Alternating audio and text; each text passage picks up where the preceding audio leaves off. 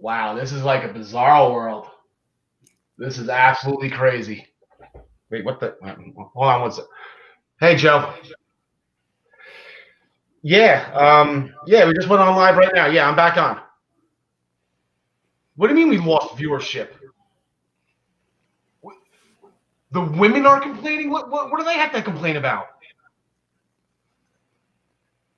Gary didn't put Ryan didn't put the shirtless picture of Gary on either episode he covered. All right. I'll talk to him right now. Thank you, Joe. Yes, it will be corrected. Thank you. Cheese and crackers, Ryan. You had one job. Ladies, I apologize. Here you go. Ryan, you go backstage. You think about what you've done, okay? We will talk to you in a little bit. Ladies and gentlemen, welcome. It's Tuesday, 6 p.m. You know what that means.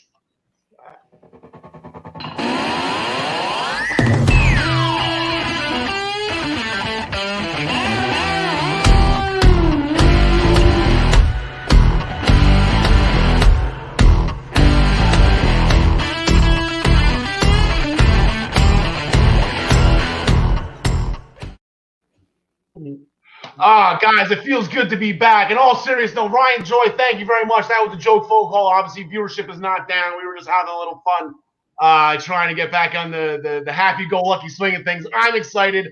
I've been sitting on the sidelines for 2 weeks back at work. Stupid me. But this is episode 38. If I remember correctly, it was episode 38 of the Daily Wrestling News Show today. So 38. I think we're all going to go out and get a couple lottery tickets and play that number today, boys. But I guess we ran out of WrestleMania. I guess this is our return to Dallas episode, right? I think that's where what was Hunter's name? Oh man. Anyway, whatever his joke name was, huge erection or something like that. I know it wasn't that. That was never wrestler, but yeah, they announced episode 38. They are going back to Big D. Where they set the new indoor attendance record, I believe. They broke WrestleMania 3's record, over 100,000 people in Dallas. Let's see if that comes to fruition in a year from now. On today's episode, I'm sorry, excuse me. I'm already out of game shape as it is. Join me once again. They've been picking up the slack with Ryan on the bottom part of the screen. As always, our first ever PWP champion, the living legend, John DeConnie. John, how are you? Very good. And just for the sake of completionism, that was Henry E. Panky. Hanky Panky. There you go. That's exactly what it was. John Smith, I kind of took over your old studio here. I moved in. You kind of helped me out when I'm working every once in a while here and there. So I was actually at Parts Unknown today, but you welcomed me into your own studio. Yeah, I mean, the only stipulation was you're now a Jets fan, so yeah, you're gonna get me. You're gonna have that logo. I was thinking about putting something over like the word "gross" or something, and that. But yeah, you got me this time. Seems that you get me every once in a while, but I do appreciate you letting me use this old studio. Very nice. Alf made the trip with me. Obviously, for those who don't know, I have 4 cats at home. Ted is there watching them. He cannot be trusted around cats, so we'll just keep him here with me. On today's episode. Kevin Owens got him some of Roman Reigns. He finally got a couple licks in on Roman. Alexa Bliss got the 3 most dangerous letters in sports entertainment. Private Party becomes #1 contenders on Impact. Gary Mehaffy is back with us once again. He's going to discuss the absolutely phenomenal, once again, they just don't put on bad shows, the absolutely phenomenal NXT UK Women's Championship match from this past Thursday.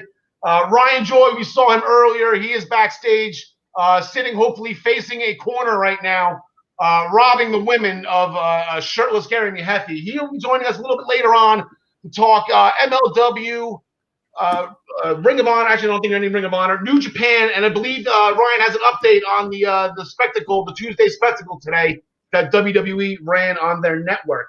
I'm going to reveal at number 10. We're already in the top 10. We were 10 weeks away from WrestleMania. Now I think we are 12, but yeah, whatever. 10 weeks ago, we're at number 10 in my top 30 favorite WrestleMania countdown. We're trying to count down. I tried to time it perfectly to the end of March, and they decided to move it on me. Make sure you stay tuned to the end of the show to hear the details on how to win the Jim the Anvil Neidhart autograph picture. We are getting close to our mark where we're going to announce a winner. So please make sure you stay tuned to the end of the show and make sure that you are able to enter the contest. We make our picks this week's for this week's upcoming shows. You're going to see the graphics and statistics always presented by minutestobelltime.com and as always sponsored by ProWrestlingPick'em.com. Play against your friends. Play against the universe. And guys, she'll like it too. There you go.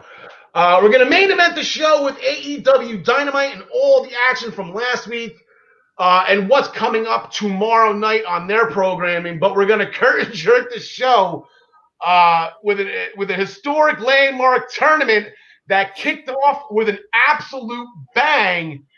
And it all comes down once again. Jersey girl doing Jersey things, John DeConnie.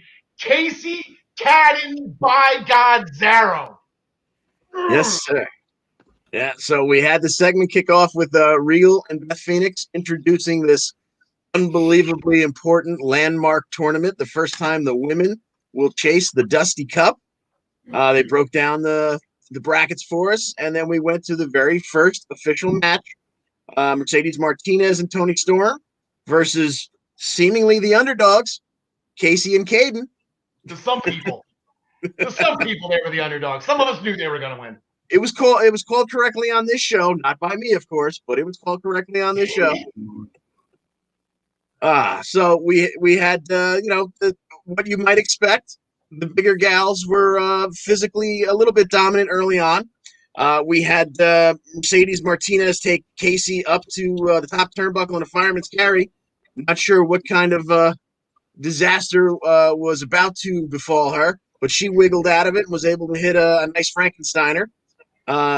Martinez, they would both go out to the floor before Io would attack Mercedes Martinez, kind of taking her out for the rest of the match.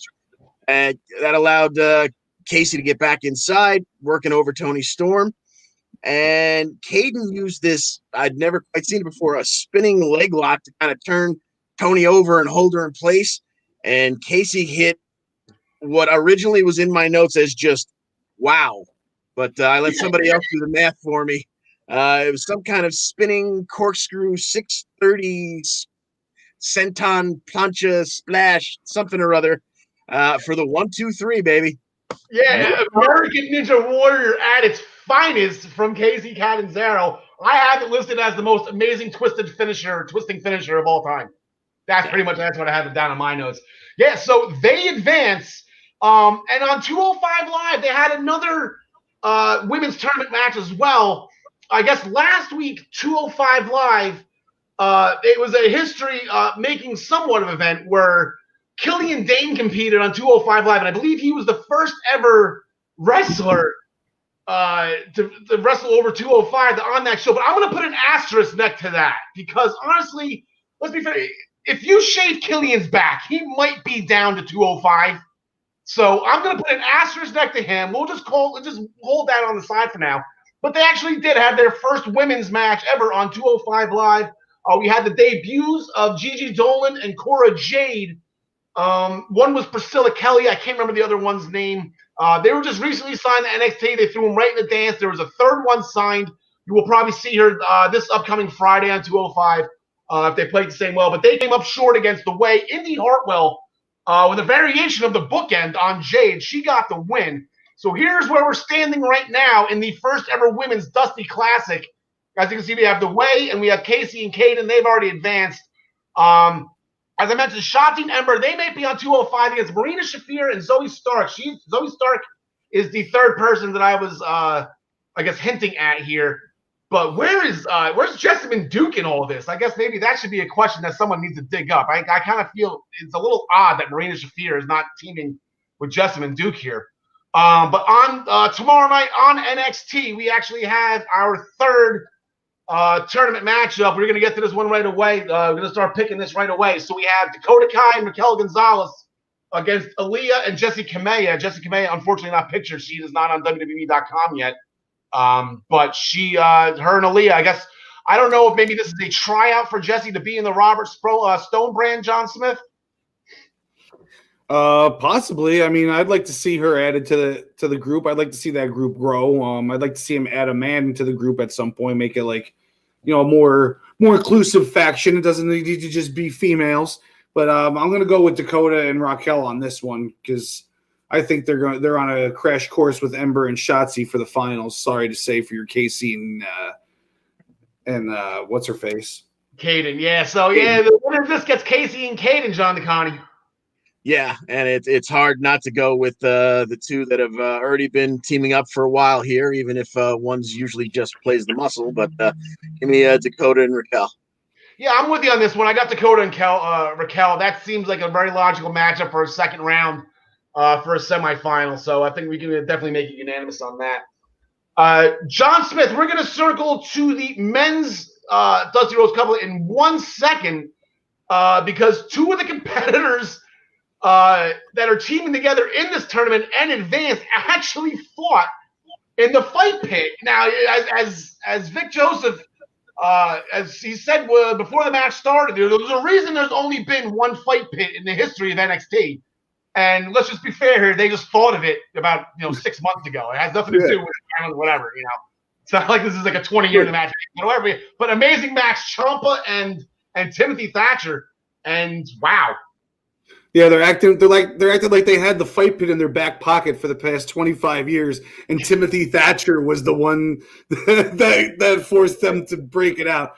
But I mean, it was a good match. It started up top. It was up top for about 5 minutes before they made their way into the pit. I would have liked to see some sort of move where somebody got thrown into the pit instead of them just like climbing down, and they kind of looked awkward climbing down, but either way, by the end of the match, they were just all beaten and bloody, and you got a stretch muffler on one leg by Thatcher on Ciampa, while the other leg was caught in between the cage, so he couldn't wedge himself free, so he was forced to tap. I think that's going to be the first and last time you ever see Tommaso Ciampa tap out, at least on the NXT roster. But aftermath of that, they gave each other, that look of respect, no smiles or anything. It wasn't a bro moment, but it was, a nice alliance is coming out of it because they're ended up in the tournament. They replaced who, Al? I can't remember who they replaced. Somebody got beat up the week prior. I can't remember who it was. I'm sure, John DeCon, you have that in your notes? I do not, unfortunately. I don't either. I guess it's irrelevant anyway. I'm sure Ryan Joy will chime in. He always likes to chime in with this stuff, and he'll get to me in a second. But yeah, Ciampa and Thatcher, they went right from the fight pit. And 205 is taped immediately after NXT, even though it airs on Friday. So they went right from the fight pit. They had one match to rest, and then they were back at it in the tournament. They defeated Tony Nese and Arya Daivari after a Willow's Bell by Ciampa on Tony Nese. They get the undisputed era in the quarterfinals. We'll get to the bracket on that in a second. But there were two matches also in this tournament on Wednesday night, John Smith. Khasheeda and Leon Ruff, they got a huge win over the way. Yeah, I think we all saw that one coming. Kushida is on his way up, and Leon Ruff is also on his way up, but not on the same trajectory as Kushida. Ruff pulled off a nice little diving, twisting RKO, bouncing springboard off the second rope. That was pretty nice. Kushida locked Theory's arms behind his back in two hammer locks and did a nice bridge suplex for the pin. He was fighting to get out of it the whole time, so he couldn't even kick out if he wanted to. I love that finish. I'm always down with different finishes. I think I was telling you last night, Al, like not everything has to be a finisher into a pin.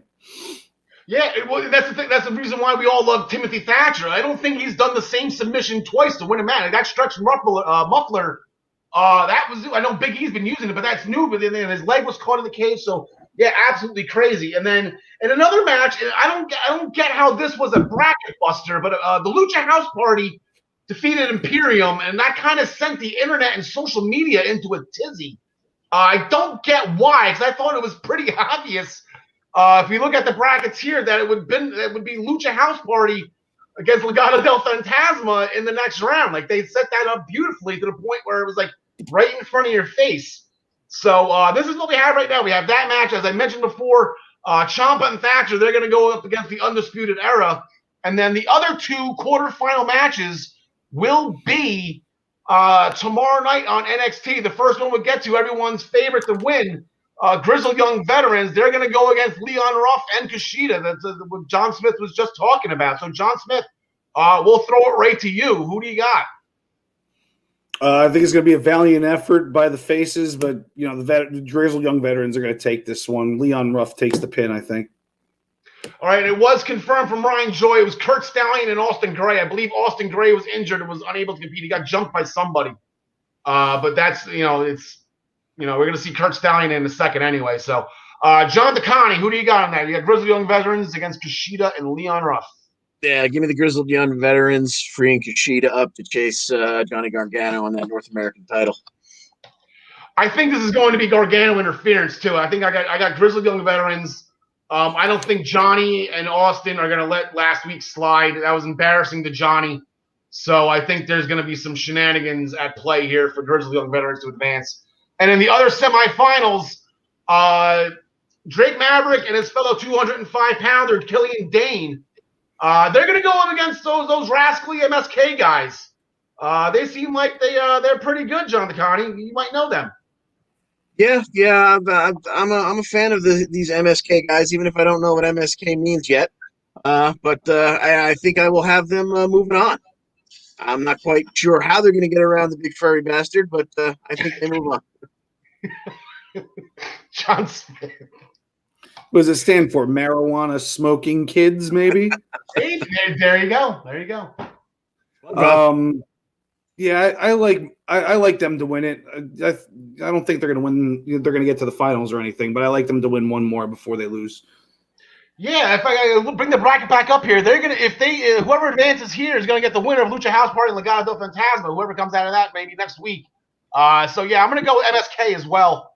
Yeah, one more. I like the Fury and the Furry, whatever their name is. Actually, the way that looks. The way that bracket looks like MSK will make the finals. Now that I'm looking at it, okay, because I think they'll go up against the Legado and beat them. Yeah, that'd be awesome. That'd be awesome. What a match that'll be! Huh? That would be a great X match for those of you scoring at home, because both not both Joaquin and Raul, but Joaquin Mendoza, Joaquin Wild, former X Division champion as well. He had some time in Impact under the name DJ Z. So that'd be fun.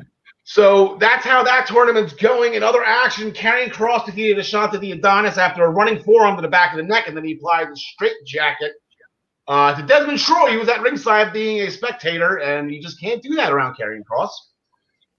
Bronson Reed defeated Tyler Rust after a tsunami splash. Now, I'll give Tyler Rust an A for enthusiasm and an A for initiative. He wanted the match. He tried to book it himself. Not really his job, though. That's what he's paying Malcolm Bivens for. So, A for enthusiasm, A for initiative, but F for result. And I believe now Malcolm Bivens is going to be booking all of Taylor's matches going forward. John Smith, you're the one that wanted to talk about this first. Shots fired by Santos Escobar. We'll get to the match first. Kurt Stallion, he's been the number one contender for quite some time now to the Cruiserweight Championship.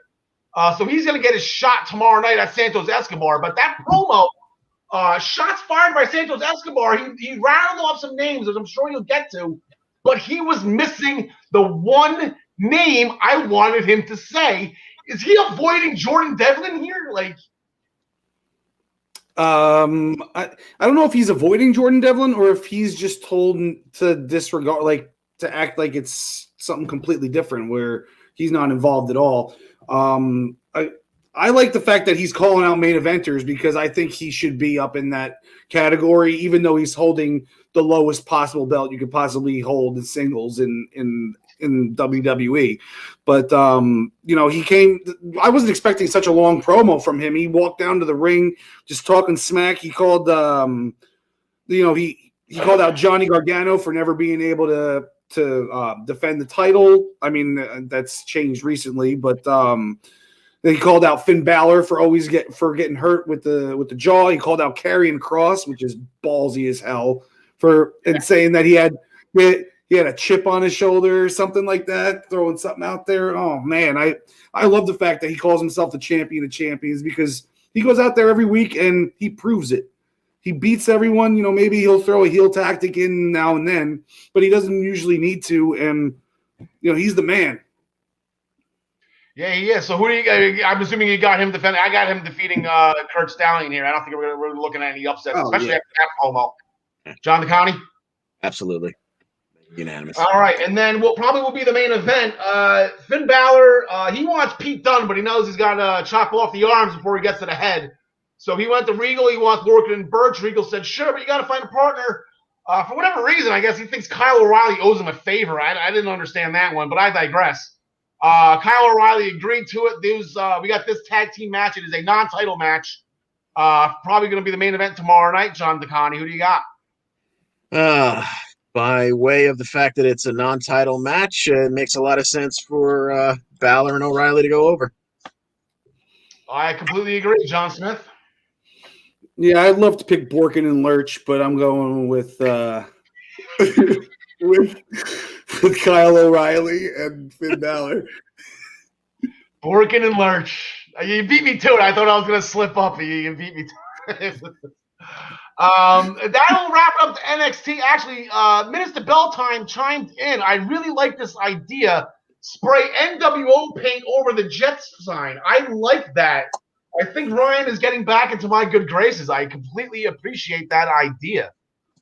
So that'll be it, guys. We'll take a break. We're going to bring in Gary. We're going to talk some NXT on the overseas side, the UK side. So sit tight, and we will get back to you shortly.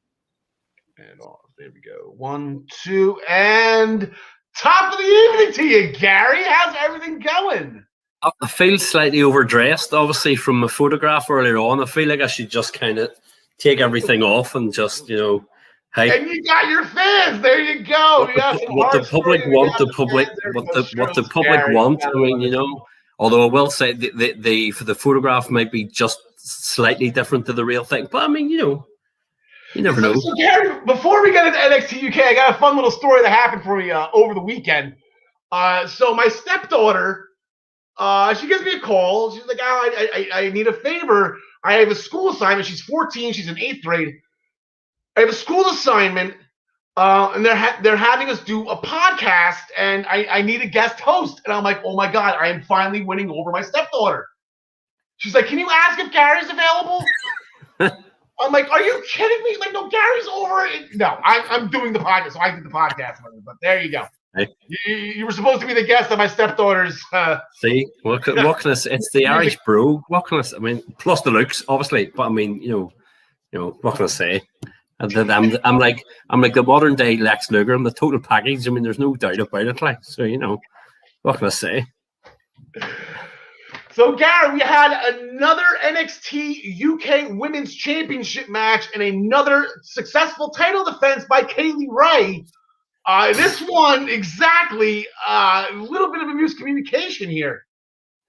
Yeah, I mean, I'll be honest, it was funny. Halfway through the match, I mean, obviously, everybody knows my, I was going to say affinity for Kaylee Ray, maybe my non-affinity for Jenny, maybe a better way to put it. But I was halfway through the match. I could see a few ones online, and I messaged Ryan and went, I think they're going to change the title here. It felt that way, and I would have been happy enough because it was a good match, and the two they did, to be fair, they went really well together. But as obviously Joseph Connors kept getting involved more and more. And when the ref went to throw him to the back, at that point I thought, well, okay, maybe Kaylee Ray will take this. And then obviously all the miscommunications with the belt and so on, and Kaylee held on to it. But what I have to say, apart from the fact that it was a good match, what I actually really loved was when they had the smaller version of the Thunderdome, obviously with the virtual crowd in the background, they kept showing you a lot of the women's roster who were watching on. And it made it feel like it was an important match. I mean, it had been built up for a few months but it made it feel really important. Like this was a major thing that everybody wanted to keep an eye on. So it was really well played out and really well done. Yeah, the one time I guess Connors held Kaylee's feet down after it was assumed to be a finishing.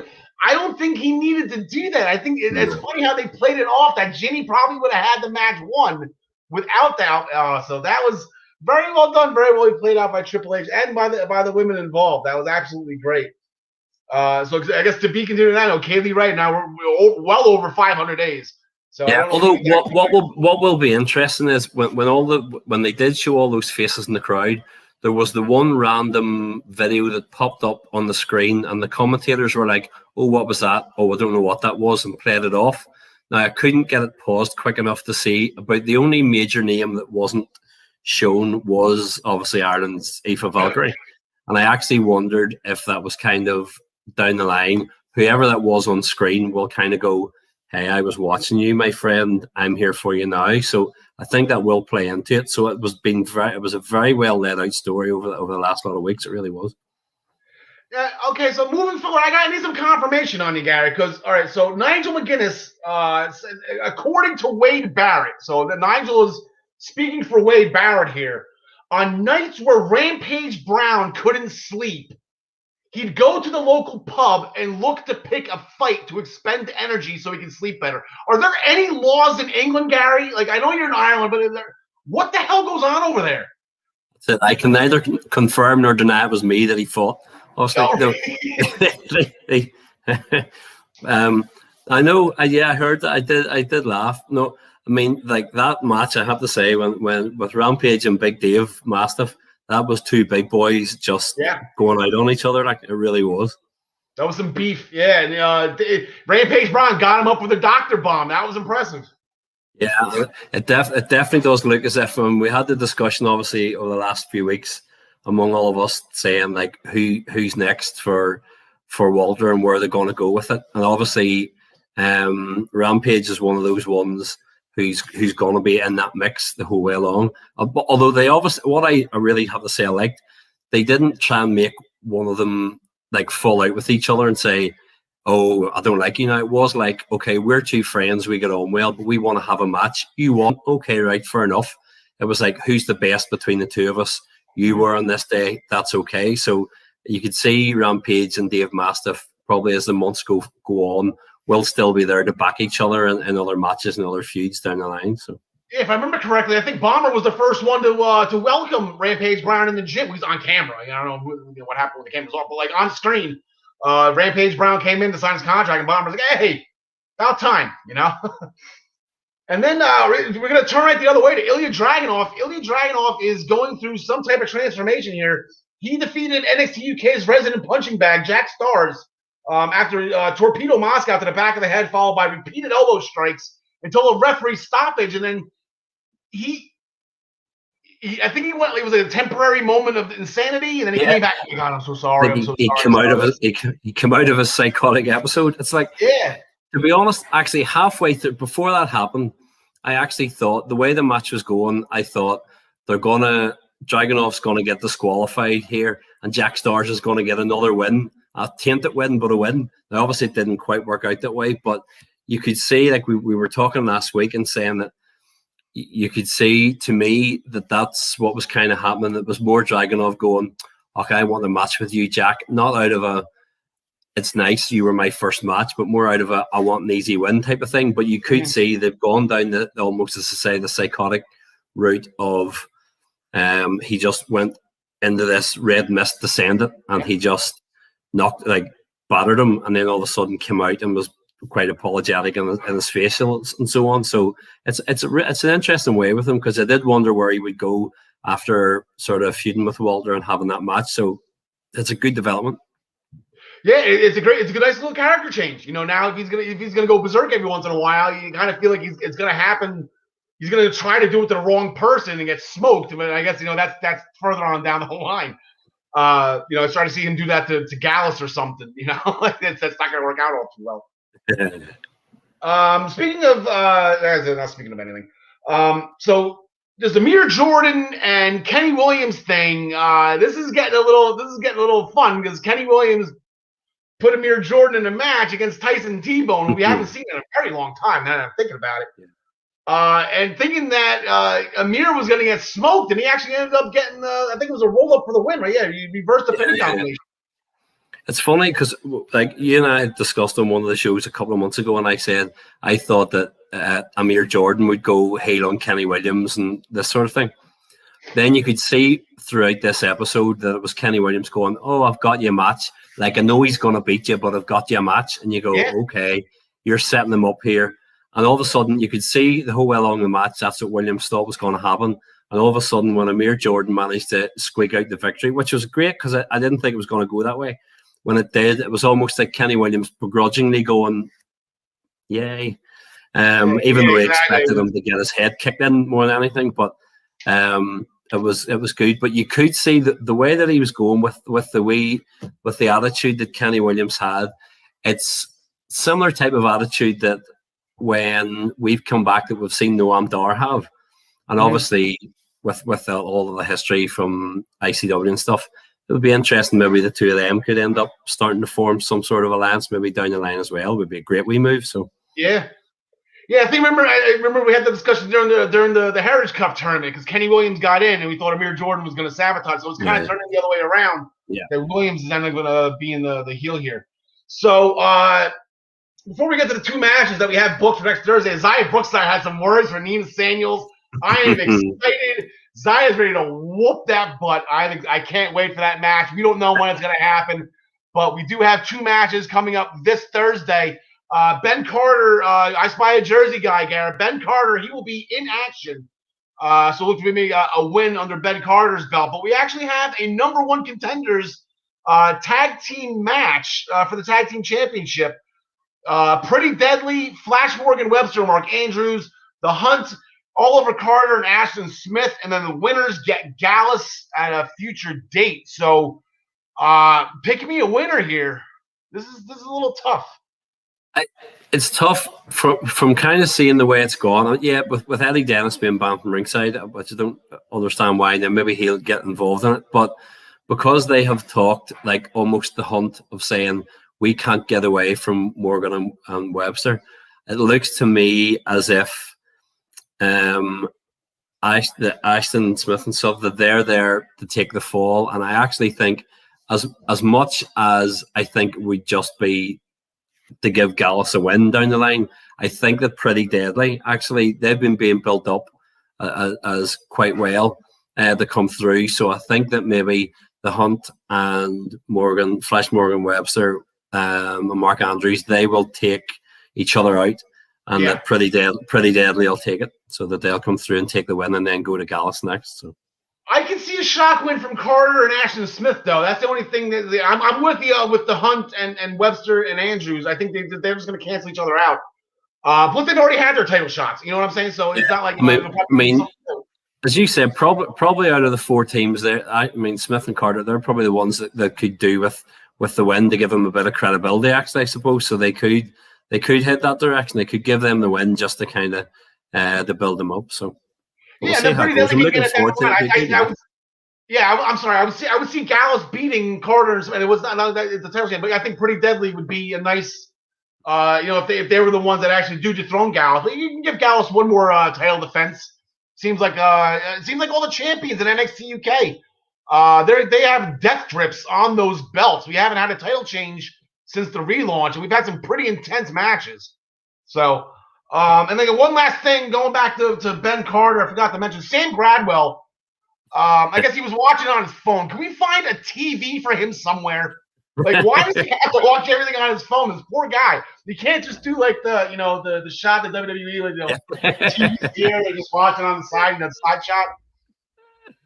But, no, that seems to be his gimmick. It's like watching. He did the same with the other week with Tyler Bate when he called him out. Now he's done the same for Ben Carter. So as you say, I imagine that'll be Ben Carter's win this week. But. So, all right, Garrett, thank you for stopping by. We appreciate you, as always, staying up late. I know it's late over there. Thank you so much. I love talking NXT with you. Please, if there's another episode that I am not available because of work, please make sure Ryan puts Yeah, I'll go and do a few crunches now just to make sure, just to keep my body in shape, just in case, that has to happen. That's it. You got to keep the women audience happy, and so that's for the ladies. So, Gary, thank you so much, pal. It's great seeing you. We will see you soon. Yes, see you later. All right, now we're going to bring back in John Smith and John DeConnie. Gentlemen, I hope you guys had some fun. Say hello to your loved ones. John, I know you're right in the other room from me. I didn't see you come in and visit me at all. No, I've been ordering our Five Guys dinner for later. Nice. Right? Yay! You seriously want nothing on your burger? No ketchup or mustard or mayonnaise or barbecue sauce? Nothing? Well, don't you have barbecue sauce in the fridge?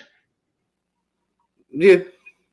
All right, there you go. Problem solved. I am American. Yeah, right. So switching gears, last Friday night on SmackDown, little bit of a turnaround here, John DeConnie. Again, the words "cards subject to change" came up. It started with Roman Reigns. He called out the Scrap Daddy, Postman Pierce. Pierce, he'll take it from Roman, but he's not going to take it from Heyman. So they booked a match between Pierce and Heyman. And you can take it from there. Oh, by the way, Kevin Owens watching. I know he's going to chime in at the end of this. Shout out to Kevin Owens and the Andre the Giant T-shirt he was wearing when he was cutting that promo in his car. That was awesome. Johnson, there you go, pal. Yeah, so this book ended the night as Roman has for the past, 2 months. As you said, it opened up with them making the match early in the show. And I guess Heyman originally thought Roman had a way out of it for him. Because we checked back in with them midway through the show, and it looked like Heyman was kind of looking for a way out of it. And Roman said, well, I can't have anyone associated with me being a coward. You got to take care of business tonight. And Heyman looked not so pleased with that, but we went on, and we got to the main event. So we had Postman Pierce in the ring. We had Heyman come down, and I think one other time Heyman ever was forced to get physical, he did swap out for like a jumpsuit, tracksuit, if you will. So I guess we should have known something was up when Heyman came down still in his three-piece suit, and he pulled the finishing move, the card subject to change maneuver, just outside the ring, and suddenly was flopping around like a fish out of water. And the big dog. Anyone here a marine biologist? The big dog came down to take his place. Opened up with a Superman punch immediately on Postman Pierce, beat him in, out, and around the ring, up the ramp, and was getting ready to do some severe damage. Plopped him up on the stanchions there that hold up the monitors, if you will. And that's when KO, who was in his car but not supposed to be in the building at all, attacked, and he got the upper hand tonight. Beat him all the way back to the ring, around it, gave him a stunner on the outside, finished the evening with a pop-up power bomb on and through the announce table. And if not for the actions of all the referees in ringside, KO was going for the top half of the ring steps next. So God knows what he had planned. But KO with the upper hand for a full show this time. Yeah, absolutely. It's about time he started doing that. Say minus, I guess Jey Uso was not there, main event Jey Uso. So I guess if there was ever a time for KO to get a one-upmanship on Roman, I guess that was the time to do it. Got a couple stunners and exactly. What came to mind is that what was Heyman's last match? The only thing that can come to mind right now was right before, and the reason why it's fresh in my mind because it was on my WrestleMania top 20 list. It was right before the Eddie Guerrero-Kurt Angle match at WrestleMania 20. You can beat me with both hands tied behind your back, and that was the match. But Heyman's like, no, this is not going to be a match. And Angle's coming out, taping his freaking hands. I was like, oh my God, with that dead look in his eye. That was absolutely perfect. So, John DeConnie, we're going to stick with you. Daniel Bryan shot a promo talking about how he's going to win the Royal Rumble, the one thing he's never done. And that will be a topic of discussion this Saturday at our Royal Rumble special. Daniel Bryan's hope right now, I don't say heavy favorite to win. I don't really think there is a heavy favorite to win. But Daniel Bryan is in the conversation. But Cesaro came out, interrupted him after beating him from the week before. DB wanted to fight again. Cesaro's like, no, I already beat you. And he actually went Dr. Evil on him. How about no? So that was actually pretty funny. But Cesaro threw out an open challenge, and John Dagani, this is more John Smith area, but we got a little heel-on-heel action here because Dolph Ziggler answered the bell. Yeah, Dolph, someone reminded him on his way out that he has appeared in the second most Royal Rumbles of anyone on the roster. And he came down to show Cesaro that, you're going to issue an open challenge. One half of the Dirty Dog is going to take you up on that. So we had Daniel Bryan on commentary. He put his jacket back on, moved over to the commentary, and we got Cesaro and Dolph, in a match that, quite frankly, could have gone a lot longer because both of those guys pretty darn good. Yeah. Fairly early in the match, Ziggler goes for a nice long swing, which prompted Michael Cole to say, "Wow, Daniel Bryan, have you ever?" And Bryan cut him off with, "Yeah, I just went for a swing last week. Remember you called the match?" Yeah. Got him off Michael Cole. They had an excellent series of kind of rolling back and forth pin combos. Dolph hit a zigzag for 2. He attempted the Famouser, which Cesaro countered into like a pop-up powerbomb setup, and then he let him kind of fall over to set him up for the neutralizer for the win. But once again, just the pound-for-pound strongest man on the roster on full display. I love seeing Cesaro get as much face time as possible because he just does not disappoint. No, and honestly, on Saturday when we talk about the Royal Rumble special, I'm definitely bringing up Cesaro. I think he's going to have a good showing. He got the win over Dolph Ziggler with the crotch neutralizer, or as someone would call it, cold shower. John Smith. It's the gotch. Oh, gosh. Oh, gotcha. There you go. Gotcha. John Smith, Sami Zayn, he's got his documentary crew. He staged a protest, a nice peaceful protest. Yeah, after the first segment of the show, he came out and he handcuffed himself to the barricade. He might have wanted to practice that first because it took him a little long to find where he needed to actually hook up the handcuff. But then everybody else was just giving him dirty looks as they were coming out to the match. I mean, even Carmella was looking him up and down, like disgusted. Yeah. And then, the Big E and Apollo match happens, and all of a sudden he pulls out the key, unlocks himself, and a match that we were all hyped up for, Big E and Apollo for the Intercontinental Championship, goes 2.5 minutes, and they both get Halula kicked, and that's that. So I guess we're going to see a 3-way dance maybe at Royal Rumble. Yeah, it could be before the Rumble. I believe all 3 men. I know 2 of them are. We'll get to the Rumble list at the end of the Raw segment. I know Ian Sandy are in it. I'm not sure if Apollo Crews has been declared yet or not. But yeah, we're just shooting right for a triple threat match. Once again involving Sami Zayn, and he's done pretty well in those oddball title matches. So just to see what happens with that. He usually finds a way to sneak out with the victory. Yep. And then Sasha Banks. I don't remember the last time we actually had an intergender match. James Ellsworth comes to mind. I know China was all over the place with intergender matches. But Sasha Banks and Reginald got at it. That's something that WWE is really known for, is an intergender match. He is is his nickname Smooth Operator, John Smith? Like he is, I believe silky was the word used on commentary, and I agree. Yeah, I mean, he's smoother than, I don't know what he's doing that's different than all the luchadors that we see across the board, but everything he's doing just looks, like you said, so smooth. It's I don't know what's going on there. Like, why is he just the sommelier? Why isn't he doing something else? It's a nice way for him to get introduced to us, I guess. Yeah. The match was good. It wasn't much of a match. It was just a series of him running away and then her encountering her maneuvers. I guess men still aren't allowed to hit women unless their name is Randy Orton.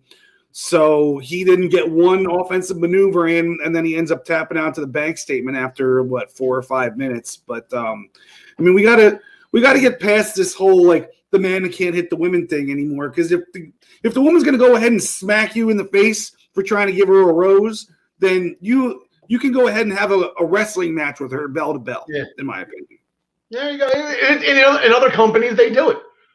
You know, it's Jordan Grace challenged for the X Division Championship at Bound for Glory. It's not like it's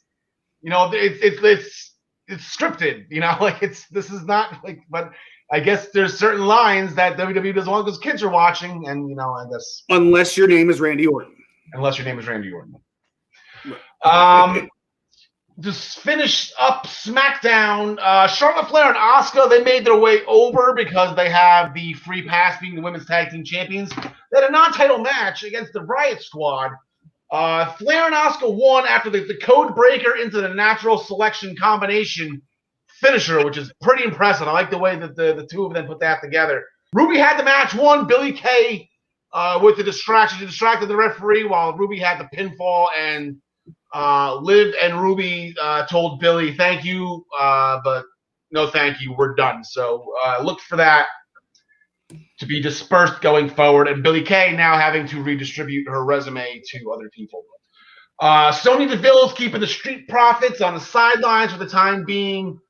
They wanted their rematch. She said, not until you're 100%. Just rest up there, buckaroo.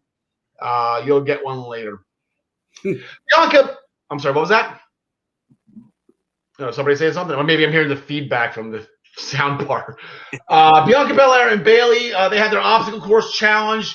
John Smith, I believe you said it last week. I don't know if it was on this show or on the Daily Wrestling News show. The dog obstacle course would have been absolutely hysterical in this. Like, that would have been perfect. Bianca Belair got the better time, but Bayley wasn't happy. So she jumped Bianca afterwards and threw her into the basketball net pretty hard. That looked like that probably did hurt a little bit. But impressive to say that Bianca Belair with Otis with the fireman's carry. However long it was, I don't know men that can do that, let alone Bianca. She does have some freaky superhuman strength. She is an incredible athlete. And then King Corbin defeated Dominic Mysterio at the end of the days in pretty quick fashion. Dominic wanted to do it his way. Ray says, sure, give it the old college try. If it doesn't work, you can do it my way. And it didn't, so let's see what happens with that going forward. Switching gears to Raw last night, and John Smith already kind of alluded to it. But John DeConnie, you can get into an Asuka and Alexa Bliss. The match came to an end early. The three most letters, the dangerous letters in sports entertainment, this time was not done by Randy Orton. I believe that was Conquistador Trace. Yeah, so we had ourselves a title match between Wicked Miss Bliss and the champion Asuka. About 90 seconds into the match, Asuka gets kind of kicked to the floor. She looks back into the ring, and Alexa's on her rocking horse magically out of nowhere. Yeah. We go to a commercial. We come back. Alexa is kind of controlling the pace, grinding on Asuka a little bit. She's all smiles, taking much joy from all the pain she's inflicting. And then Asuka starts to get the upper hand, starts to make her comeback. She sends Alexa into the corner, and before she can charge in after, the old goddess music plays. And suddenly Alexa is in her old goddess ring attire. And she's conflicted. She's almost in tears in the corner.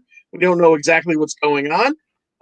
But eventually Asuka does charge in. Alexa avoids her, sending Asuka crashing into the corner. Then Alexa's across the ring. We get the old lights out, lights back on move with the Fiend or the Sheen, whatever we're calling this aura that fills the Thunderdome. And Alexa's back in all black. She hits her upside down crab walk pose from the corner.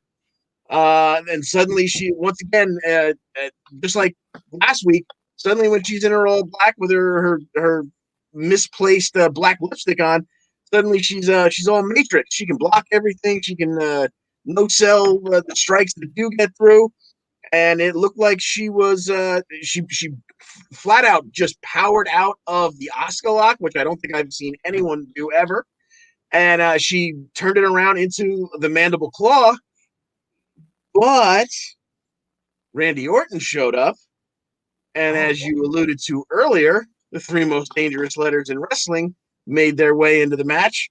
RKO, fade to black. Yeah, and that's how the show ended. That was pretty crazy. I really, when they leave on the cliffhanger like that, I don't even know where we're supposed to go with that. So we'll just truck on forward. But yeah, Randy's Conquistador Trace. Drew McIntyre had a promo that he's going to dedicate his match against Goldberg at the Royal Rumble for people fighting against COVID. That was interrupted by the Miz and Morrison said they're going to jump the winner. Goldberg came out, and both McIntyre and Goldberg, they decided to beat up Miz and Morrison, and then they had the stare down after. I believe somebody mentioned was going to happen. I want to say maybe it was Travis on the Daily Wrestling News Show this morning or yesterday morning. John Smith, we watched the show last night together. Truth was absolutely on fire. He had the first segment with Riddle, which was absolutely stellar. You didn't really think those two, you pair them together. You forget they're on the same show, and I'm like, oh my god, this is gold. And then later on the MVP Lounge, where the Hurt Business, they decided to give a very nice gift, a new chain to MVP for all the work that he's done for him, and it turned into a bleep show because of the 24/7 title and Truth who interrupted. And then John Smith, he had a backstage segment with AJ Styles, and I can't remember what's the word I'm looking for. Benevolent. Unbelievable. And then Styles and Truth had the match. Go for it. Yeah, I mean, he was pretty benevolent, giving our Truth the opportunity to get into the Money in the Bank ladder match, as our Truth was trying to get himself involved in. He actually corrected him for him, and it wasn't that it was a quick match, but it was all the steps leading up to it that we loved. I mean, the Truth and Riddle thing backstage. I'd love to see them do something later on, like after WrestleMania season's over. Maybe put the two of them together as a tag team. Get that 24/7 off of Truth, get him back into being a real wrestler again. I'd love to see him have one good singles run, like that's not comedic before he's all done. But yeah, nothing bad I could say about this. He thought that the Hurt Business was throwing him a surprise party because his birthday was last week. So he's so out of touch. I love it. He's actually, I was telling you too, he's actually gold on. He's not gold on Raw Talk. He's hit or miss, but when he hits, he's absolutely hysterical. Like even the wrestlers can't keep a straight face. I think that's the only thing he tries to do on Raw Talk is just try to break the wrestlers. It's absolutely hysterical. John DeConnie, Sheamus had a one match with John Morrison. It didn't end there. It seemed to be the theme for the night. It just doesn't end there. Yeah. So Sheamus and Morrison, they put in almost 10 minutes of a really physical match for those two. They had some really good chemistry together. Morrison was working on Sheamus's left knee early on, to the point where when Sheamus locked in the cloverleaf later, he could barely hold it up because his knee was buckling a little bit. Morrison got the rope break and rolled out, but when he came back into the ring, he walked right into a big knee, and Sheamus was able to muscle him up for white noise for the win. But Miz didn't like that. So he told Sheamus, if you're really trying to prepare yourself for the Royal Rumble, you got to be ready for anything. So now, why don't you take us on 2-on-1? And Sheamus never wanted to back down from the fight. So now we have Miz and Morrison versus Sheamus. And this went for another almost 7 minutes. Sheamus really, not a big Sheamus fan, but he worked his butt off last night. Yeah. And he took a little bit of a beating. Of course, he always gives one out as well. Miz Morrison dominated early inside and out of the ring. Sheamus, though, he had a nice rolling senton at one point with Miz on his shoulders across Morrison's body. Then he had Miz tied in the ropes for the 10 beats of the Bowery. He only got through about 6 of them before Morrison broke it up. So he started over from scratch because I guess he lost his place counting, and Morrison got all 10 of them. Sheamus went for he hit double off the top turnbuckle to the floor, double clotheslines. But when they went back in, he got off the brogue kick to Morrison, but suffered a skull crushing finale for the win for Team Miz and Morrison. Hey, ho, ho. And I got excited. I can't remember the last time the Miz got a win with the skull-crushing finale. That seems like to be the worst finisher. Like nowadays, everyone just kicks out of it. It's like not a finisher anymore. But nice to see that move still works in some way, shape, or form. So I got excited. Hey, hey, ho, ho.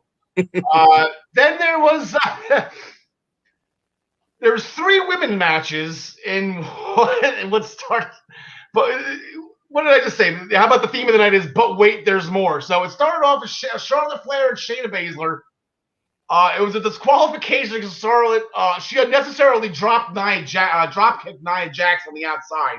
So Nia came in to beat her up. That's Charlotte's own fault. Then here comes Mandy and Dana. Then here comes Lacey. So boom, 6-man tag. Or 6-woman tag, excuse me. So Flair, Brooke, and Dana Brooke and Mandy Rose, they won because Basler pushed Charlotte Flair into the ring at 9, and then she didn't get in on 10. And I'm sitting there, I'm like, man, everyone's just been bashing Raw lately. I can't even defend this. Like, I can't defend what just happened right there if that's the outcome of this match. But they did restart it. Jax, Basler, and Evans, they got the win after Jax hit. It was like a power bomb into a choke slam. John Smith, we kind of popped to that. We're like, ooh, that was new, and that was pretty terrifying. Like, that was awesome. That was nasty, yeah. Yeah, some people online were calling it a botch, but I don't think it was. I think it was just a way for her to have like maximum arm, stretch for the choke slam. Yeah. Matt Riddle had to run through the Hurt Business gauntlet in order to receive the United States Championship match for MVP's U.S. title.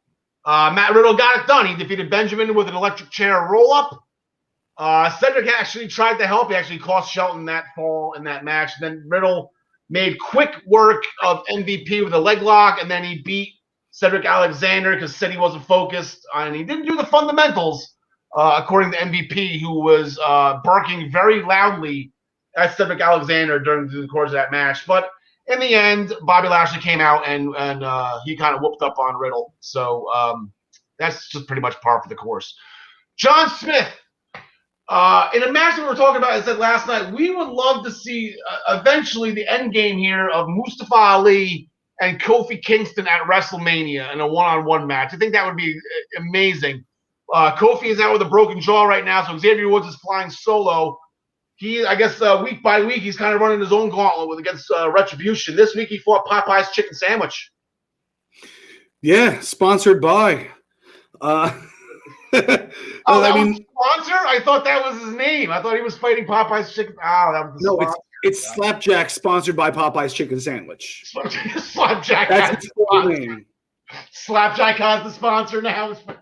Slapjack, sponsored by Popeye's Chicken Sandwich, lost in about 2.5 minutes to Xavier Woods. This wasn't so much about the match as it was about the hype, leading up to the Ali and Kofi thing eventually. After the match, they wouldn't let Xavier out. They, held him down, and Ali was very gracious and didn't hit Xavier with the chair because he wants him to deliver a message to Kofi that Mustafa Ali wants him. So, I hope that it leads up to a WrestleMania match, because I think, the realness of the story combined with, what Mustafa Ali is doing currently, I think it would all really intertwine well together.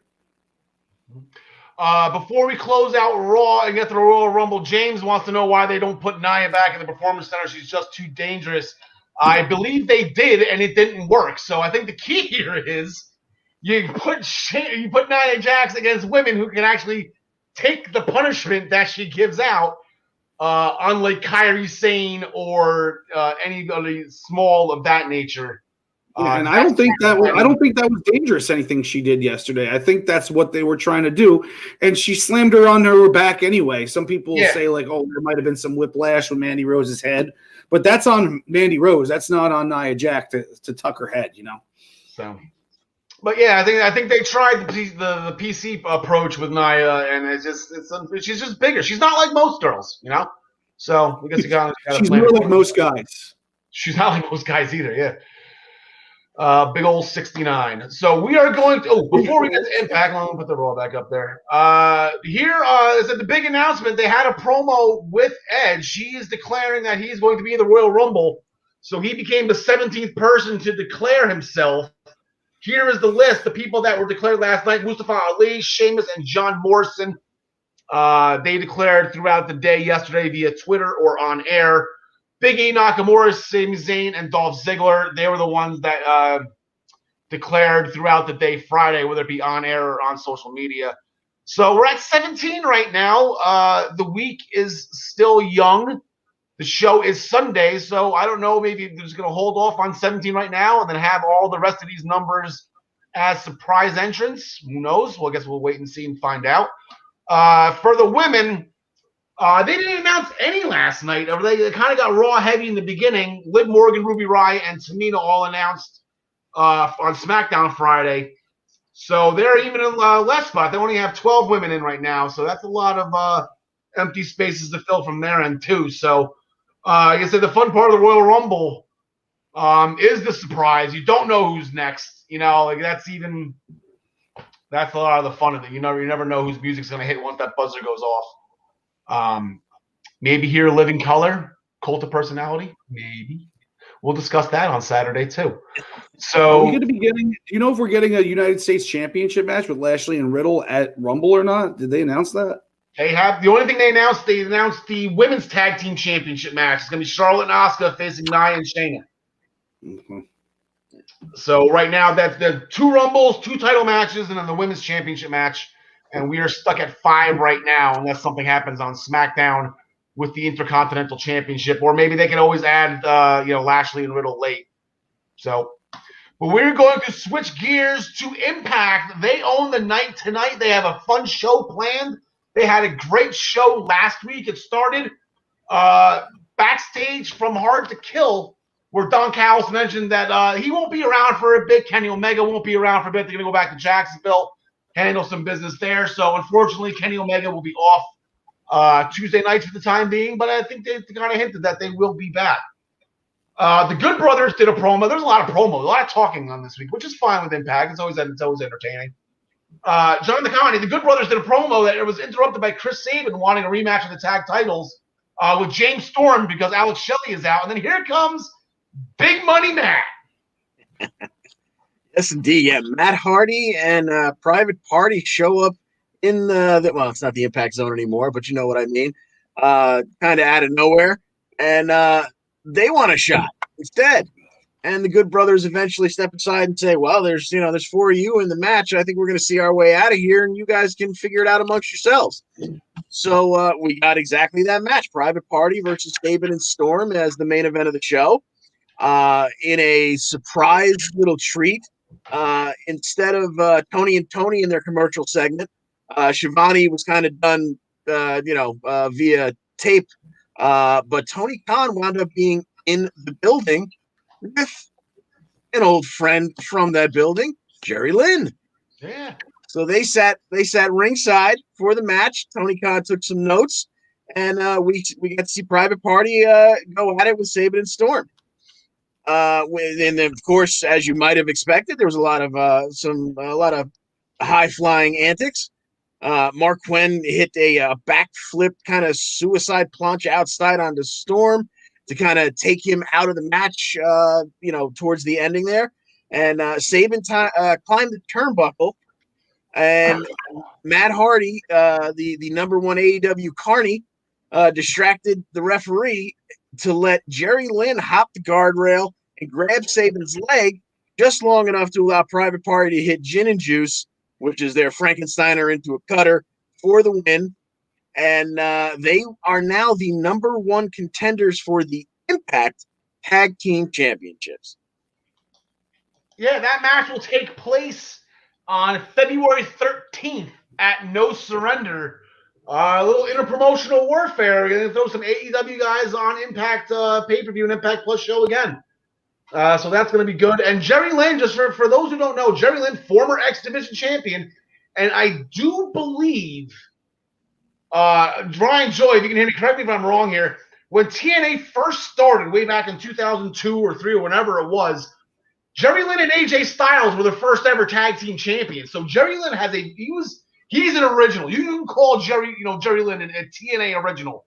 You know, a lot of guys that throw like, oh, this guy's a TNA original. Like, no, he wasn't. He was never in the Asylum. You know, like if you weren't in the Asylum, then you weren't an original. Like Chris Sabin, he's an original. James Storr's an original. Eric Young, the Team Canada kind of came along to the Impact Zone. He wasn't in the Asylum, so it's kind of like, let's be fair here. Also backstage from Hard to Kill, Moose slammed Rich Swann into the door after the match was over. I did my part. And somebody, Jonathan, I believe you mentioned on the Daily Wrestling News Show, exactly what Sheamus did. Match is over. I did my part. Now it's time to now I'm back to normal. I kept my promise. Now I punch you in the door. They had a little altercation in the ring. Swann wanted to give him the title match right then and there. Moose said, "You're going to give it to me on my time." So Swann got frustrated and beat him up. Let's see Rich Swann, little Rich Swann, a big Moose. And that's a pretty big size differential here. I think in the long run, Rich Swann might be in trouble, but he got him some of Moose last week, so that was fun. For those who don't know, I know Ryan likes to ask the random question to us. I can't exactly remember what the phrase is at the beginning of every Daily Wrestling Morning News show. I'm actually a big Marvel fan, a big MCU fan. Not of the comic books, never read the comic books, but I love the movies. And the one thing about the movies and the new show, the WandaVision show that came out now, it's very attention to detail. Everything happens for a reason. There's Easter eggs here, there, blah, blah, blah, blah, blah. Impact is the same way because they circled back to Wrestler's Court again, and it wasn't by chance that AC Romero was the fingerprint analyst guy, because it was because of those skills he found out the fingerprints that were on the ring rust that were in the women's locker room matched the gun that happened to belong to Taya Valkyrie, who then admitted it, and she is gone. She is off to Impact Prison, which could either go to Stanford Penitentiary or Jacksonville Penitentiary. All these innuendos that are leaning towards Taya's contract being up and she is done with Impact. And to even seal that fate even more, pretty emotional goodbye with Rosemary. So that was genuine, even though they played their character. That was a genuine goodbye. But Rosemary, she's got her buddy Crazy Steve back. The K's reformed, so Rosemary can go on, and that'll be good. John DeConnie, you had a Knockouts tag team match with your girl. How'd you do? Yes, we had Jordan and Jazz taking on Kimberly, and the first in-ring work from Susan, the new Susan character. So Susan goes out of her way to make sure she's holding the ring rope, because it seems like her character is going to be that very annoying rules matter, and you must go by the rules unless I decide to break them kind of character.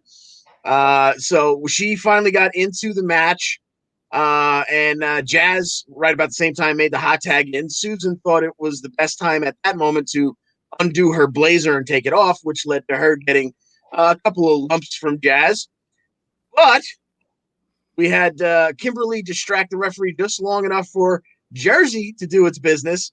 Deanna cracked Jazz in the back of the skull with her title, allowing Susan to get the roll up for the win, and Jordan suffers another defeat. I don't know what's going on. I think it's absolutely hysterical that Susan wears sneakers. For those who, like I said, here it is. The ridiculously random, non-wrestling audience needs to know you better question of the day. Here's another little fun fact about me. Like, I had to travel in and out through to New York City. Like, women, they wear sneakers with their pantsuits and whatever until they get to work, and then they change into their proper footwear for their professional jobs. So that's exactly what I thought of. Like, oh my gosh, she's wearing train sneakers or subway sneakers. This is absolutely hysterical. So, I believe hot garbage, John DeConnie, was what D'Lo Brown used to sum up the outcome of that match. And I would have to concur. Yes. We're going to rewind real quick to Taya. James Wheeler, again, chiming in with a question. Now that Taya is done with Impact, could she follow her husband, John Morrison's footsteps, going to WWE? That's what I was thinking. Question, James. I believe Taya's name will most likely be brought up this Saturday at the Royal Rumble Special. I'll throw up the graphic for that real quick. Here it is, the Royal Rumble Special this Saturday at 3 p.m. We're going to talk a little bit of history about the Royal Rumble moments that we loved as kids or as adults. Then get right into it. We're going to pick the matches. We're going to come out with our predictions. We're going to go over some theories. We're going to have a lot of fun. I got all the stats and numbers in the world. John DeConnie, you can back me up on that. It's going to be a lot of fun. So, James, definitely tune in Saturday at 3 o'clock, and we will definitely bring up Taya Valkyrie. Where'd you find that picture of Mr. Perfect supervising Ric Flair and Gene Okerlund at the urinal? Yes. It's amazing the things you can find on Google. That's exactly it. It's amazing. Going into tonight, because Impact owns the night. So last week, Eric Young defeated Rhino with a figure 4 as a result of Joe Doring slamming Rhino's leg into the ring post. They really worked the ankle post-match, wedging it in a chair and stomping the chair. So here comes Cousin Jake. He is going to be going after Joe Doring. So it seems like Violent by Design, I believe is their name. Keep on thinking it's Violent but Deadly, like Silent but Deadly, like the farts, but it's Violent by Design. They're kind of picking off these guys one by one here. So it looks like Cousin Jake is up for his whooping next. John DeConnie, as our senior Impact Wrestling correspondent. You own the night tonight, sir. Who do you got? Yes, indeed. Yeah, it'd be interesting to see Doring. He got a little bit of work in the multi-person tag match. It'd be interesting to see him by himself, see just how much he moves, because he was a little Kevin Nash-ish in the one time we've seen him in the ring. I'm going to pick him here, but I wouldn't be surprised if Cousin Jake finally got a little bit of revenge against this faction.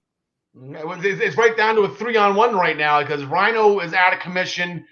Heath, I still believe, is out of commission. He's kind of flying solo. Who else? Dreamer? We haven't seen Dreamer. No, Dreamer doesn't wrestle until it's a week before pay-per-view, then on the pay-per-view. So I don't know where Dreamer's going to be. I think he's flying solo here, John Smith. Yeah, I like Doring as well. I hope he's not Kevin Nash-ish because he might end up with a couple torn quads by the end of the night.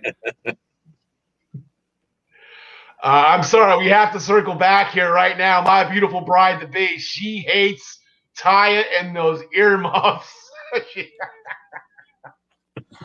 Every time Taya's on how cold is it in there? It can't be that cold. Why is she wearing earmuffs? So, not one of my wife's favorites, Taya Valkyrie. So now she's going to Florida. Maybe she can lose them. Yeah, exactly. Yeah, maybe she's going to Jacksonville. It is winter out there. I'm sure Ryan can chime in. He knows it gets cold in Jacksonville. It gets to like 64 in Jacksonville in the wintertime. So it's cold. You might need to bring those weather. Also forgot to bring up that Matt Hardy and Private Party, they will be at Skyway Studios again this week. Brian Myers defeated Falaba after a running clothesline and after possibly kicking Falaba in the jimmies. It was in that area, but you kind of don't know with the belly that Falaba has if he connected or not. It was I guess it was supposed to be a kick to the jimmies, but he sold it. Let's go with it. Yeah, I guess that's what we're supposed to believe, right? Like Bobby Lashley's stomp. Yeah, Lashley's stomp. Yeah, that was bad. So I guess during the match, Falaba poked Brian Myers in the eye to the point where Brian Myers was hurt to the point that he had to go see the trainer where Eddie Edwards was still receiving treatment from Barbed Wire Massacre in his victory over Sami Callihan. They kind of got into it. They had words. And now they're going to have a match as they do in wrestling. So John Smith, we can have Brian Myers and Eddie Edwards. This is actually going to be a good match. Yeah, I think it should be good. I'd like to see. I'm going to go with Brian Myers because I'd like to see him get the victory over like an established Impact guy, so maybe he can start working his way towards one of those belts because he's just kind of in limbo right now. We do actually have the weather report from minutes to bell time. It is 84 degrees in Florida right now. Boys, we're at 23. I think I saw today on the thermostat. Yeah, it snowed today. Yeah, 23 in snow. So yeah, okay. So. John DeConnie, who do you got in this one? Give me Myers for exactly the reasons that Smith said. I think it's time for him to start having some matches that mean something, not just whoever he pisses off backstage as he walks past him. Yep. I like that, but I'll go with Eddie Edwards just to go against you guys. There's no points on. I always get against you guys anyway with Impact for whatever reason. Been on a little bit of a streak lately because of it too. I know you guys have been paying attention. Just a little. Dollar store glass cleaner, right, John the Connie? Going streaking. Woo, streaking.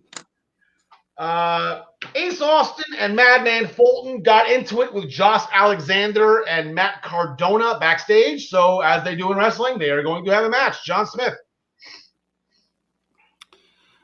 Wow, this is a hard one to pick. I'm gonna go with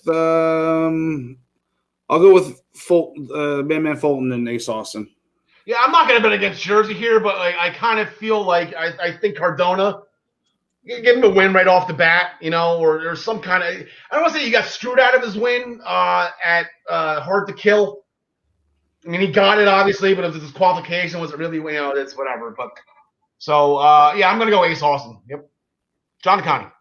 Yeah, I'm going to go along with you folks because I believe maybe I think it's more entertaining to me to see Cardona and Alexander go at it against one another. So maybe they have some disagreement in this match that leads to their downfall, and then they can turn on each other.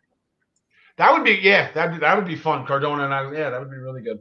Also, our new Knockouts Tag Team Champions, Fire and Flavor. I Spy a Jersey Girl. God, Jersey is just all over the place this episode. We are doing so well as a state.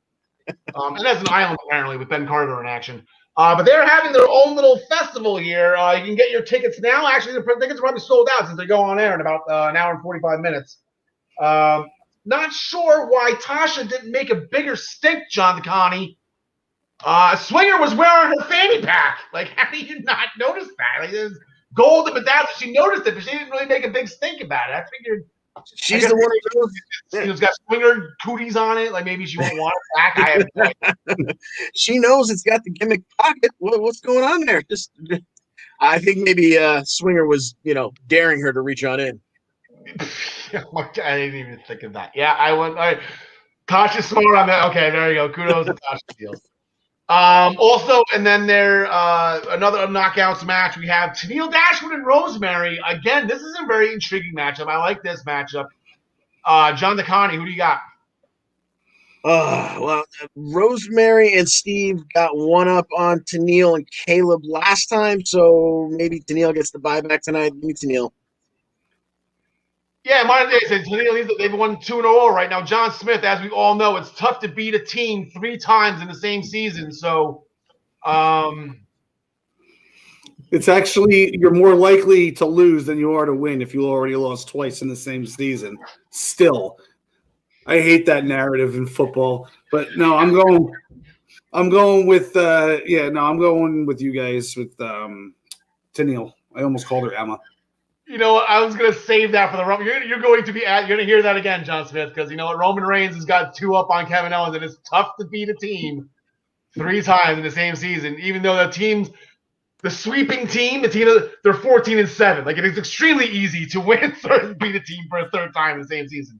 So that's where the joke is on that one, going back to the Cleveland Browns. Was it the Browns-Steelers game? Yeah.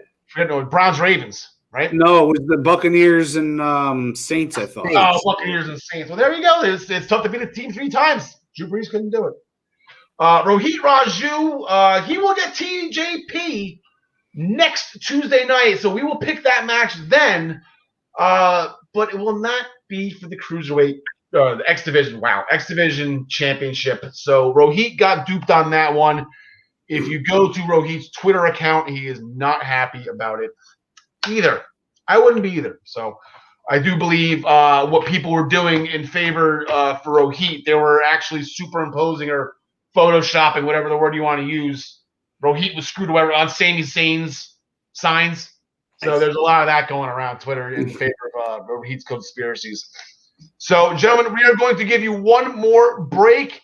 We are going to bring in the owner of MinutesToBellTime.com, the host of the daily wrestling news show. Wake up every morning at 10 a.m. for your morning cup of joy. Ladies and gentlemen, Ryan Joy. Ryan, have you thought about what you've done while I was gone? Yeah, I want to talk to you about this because I think Joey called you after just looking at the average viewership for the whole show. He didn't dig into the minute by minute totals. We had all the women. I've been spending an hour and 15 minutes looking at this. We had all of the women for the first 45 seconds of the show. And then I put this up. Oh, okay. And then it was a sharp drop off after that. But then they actually did come back in the latter half of the show once I put up my resume. Of course, I have, a headshot on the front and all my skills and experience on the back. Once I put that up, they all called each other. They got back on the show, and in the second half of the show, we actually had really good viewership from the women.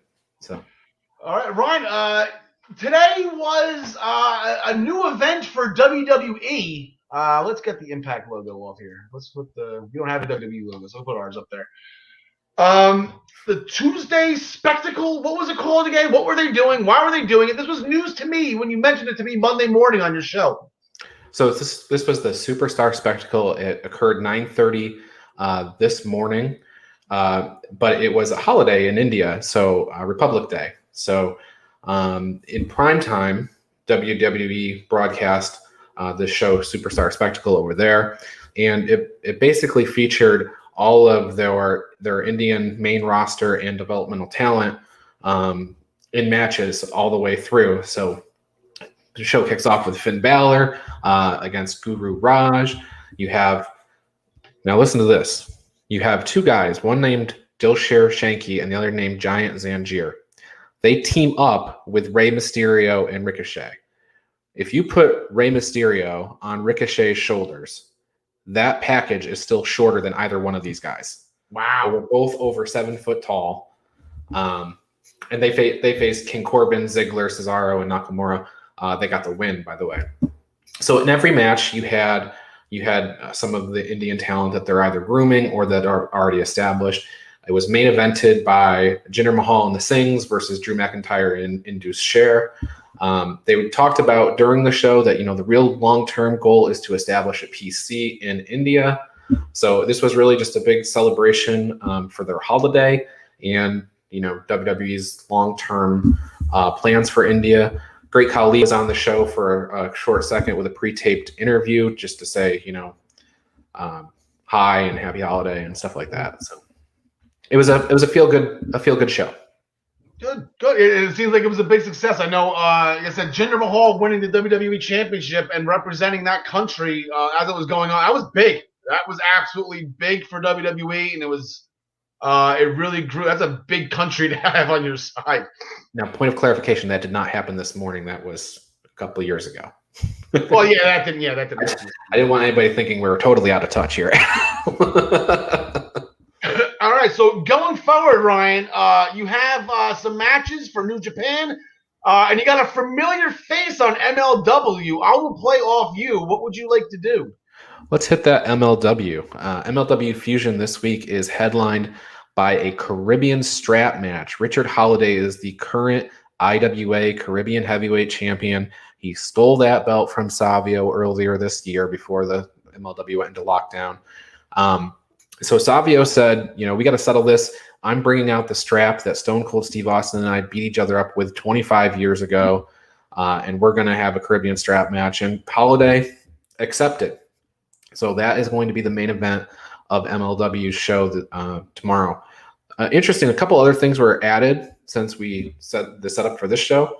Also, the AAA Cruiserweight Champion, Laredo Kid, will be defending that championship against Zenshi on the show tomorrow as well. So it's a really big show. MLW titles are not on the line, but interpromotional titles are. So it should be a good show. Yeah, and for those, Savio Vega and that strap match with Steve Austin, oh my God, was absolutely incredible. I think Savio Vega gets a very short end of the stick because Austin has such great, Rocky, Triple H, Undertaker, and Austin had all these great rivalries with all these great guys. His best one was probably up, at least top 3 was Savio Vega in the very beginning of both their careers in 1996. They just beat the holy hell out of each other, man. That was absolutely incredible to watch. Yeah, and so Savio really, I mean, he's a huge star in Puerto Rico, and that was the one thing WWE was doing at the time, was like gobbling up the biggest guy from every place. So he was that guy, and he still is. Yeah.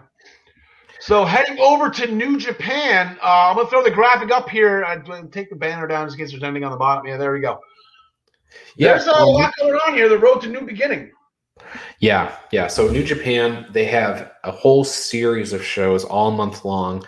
Their real big show isn't until February 10th and 11th, but on the way there, they've had a couple of kind of major points where they've had big matches. So last weekend we had a IWGP Junior title change, and then this week on Saturday morning, 3:30 a.m. if you care to watch it live, there's all these matches that are listed here, but the key ones start with match 3, and that's Tenzon versus Gradocon. That is going to be a match, and the loser has to no longer use Mongolian chops. So it's kind of an interesting stipulation. Both of them are known for that. This has been kind of a blood feud over the course of the various house shows. They've just gotten into it, and they've been in series of tag matches and things like that. Mm-hmm. And then the next match is Will Osprey versus Kojima. Now those guys are kind of like tag partners with each other, not Kojima and Osprey, but Osprey and Okan, Kojima and Tenzon. So this is going to be a no DQ match for all the same reason. They've had a bunch of matches ending with bad finishes and things like that, so that's leading to this big no DQ match. Obviously, it looks like the Empire is sort of the younger guys. The Tenzon and Kojima are the dads, as I like to say. Mm-hmm. So the Empire is probably going to win both of these matches. They had a bad Wrestle Kingdom. They really need to get on track, and I think this is where they kind of start doing that for the year. Headlining Saturday is Shingo Takagi versus Hiroshi Tanahashi for the Never Openweight Championship. This should be a great match because Tanahashi is the perennial fan favorite, ace of the universe. He's going to get the big crowd reaction. Shingo Takagi is the Never Openweight champion. He is awesome. So they're going to play off each other's strengths, I think, and they should have a very psychological, good match to main event the show. And I'm going to lean towards Tanahashi on this. He lost everything all last year. You got to win at Wrestle Kingdom to set up this match. I think that they're going to give him this belt. Maybe his days as IWGP Heavyweight Champion are done. He's in this sort of the lower down belt. And then Shingo, he may advance to face Kota Ibushi in the future for the IC or the Heavyweight Championship.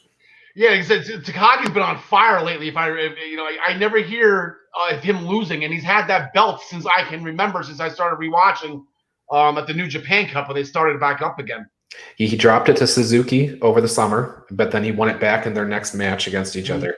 But those matches with Suzuki were incredible. It was like this atmosphere that they were dealing with during the pandemic really lent itself well to a Suzuki match, and Shingo was just the best sparring partner for him. Shingo is known for having the best match on the card every time. So, all right, so stay tuned. And say we'll bring you back next week for the results. That's when are the days to that? I got those groceries. Oh, yeah, the groceries. Appreciate it. Thank you. I asked him to bring me a water last week, and I didn't get one. Before I sent him to groceries, I said, "Could you bring me a water? I'm thirsty." He did not bring me one. Looks like you got one. All right, so we'll bring back in. Oh, I got you backwards again. There they are. Al just couldn't wait for those protein bars, man. I said after the show. Yeah, threw me off there for a second. When was this show again for New Japan? That was Saturday, but I'm sorry, I'm laughing because I saw this. Yeah, that's it. Yep. No relation. Yeah. What are you talking about? There's more than one Smith family in the world? John DeConnie on AEW, Light the Fuse, Bring the Boom, Dynamite. The Inner Circle had a triple threat team match here, and one of the teams was Sammy Guevara and Jake Hager, and apparently Sammy Hagar went on air gave a huge public shout out to his new favorite team, Sammy Hagar. And for those of you who don't know, I'm sure John DeConnie knows this. He replaced Keith Richards as the drummer for Kiss, right? Hey, I don't know. use the force, I don't listen to hip hop, John. I'm sorry, I don't. completely understandable. It's a very tangled web. So I think it's Rascal Yes, Flatts. Al. I don't think it's that. I think it's Rascal Flats or something. But take us to the match, John Connie. Who's taking this here? Who is the team of the Inner Circle? yeah, so this was to become the official tag team of the Inner Circle moving forward. So we had MJF conspicuous by his absence for most of the first half of the match. He was staying out of the action early, letting everybody else slug it out. Santana and Ortiz, of course, were working very well together because they've been a tag team forever. But Sammy and Hager worked very well together too. So we get a little ways along here. MJF goes for the ring. He turns around, and the first person he sees is big old Jake Hager, who's not gonna let him get away with that. And he answered him with a nice stiff right.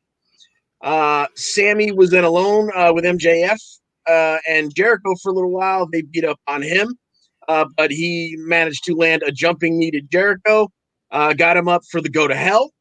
Then he got MJF in position for the same move, but bumped into Wardlow on the ring apron there, which allowed MJF to hit the roll up, grab a whole handful of tights, and MJF and Jericho will move forward as the official Inner Circle tag team. Yep, and I believe they're going to get at it right away. Here's the full card for the show, but we're just going to talk about it right now. We'll get into all those in a little bit, but Chris Jericho and MJF, they're going to be going against the Varsity Blondes, Ryan. I think they're going to start off with a win here.